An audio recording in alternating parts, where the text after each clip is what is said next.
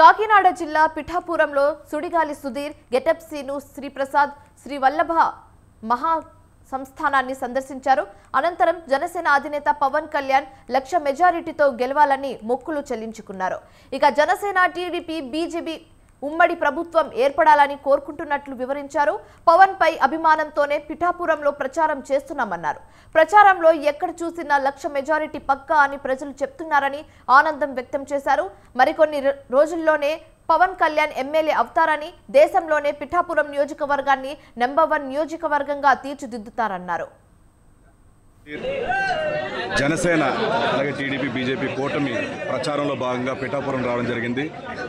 So పిఠాపురంలో ఆధ్యాత్మిక స్థానమైనటువంటి దత్తాత్రేయ దేవాలయానికి ఆయన దర్శనం గాను మేము రావడం జరిగింది.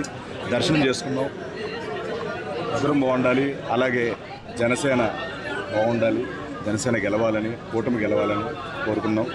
చాలా సంతోషంగా ఉంది. డోర్ టు డోర్ ప్రచారం చేయడం జరిగింది. నిన్న కొడవలి గ్రామంలోని మంచి రెస్పాన్స్ వచ్చింది. జనాలందరూ కూడా ఇదే విధంగా ఈ రాష్ట్రం మొత్తం కూడా, ఆంధ్ర రాష్ట్రం మొత్తం కూడా ఈ కూటమికి సపోర్ట్ చేసి మంచి విజయంతో గెలిపించాలని మనస్ఫూర్తిగా కోరుకుంటున్నాము. అండ్ ఎస్పెషల్లీ ఇక్కడ పిఠాపురం అండ్ పవన్ కళ్యాణ్ గారి నియోజకవర్గం, తర్వాత మన ఉదయ్ గారు వాళ్ళిద్దరికీ ప్రచారం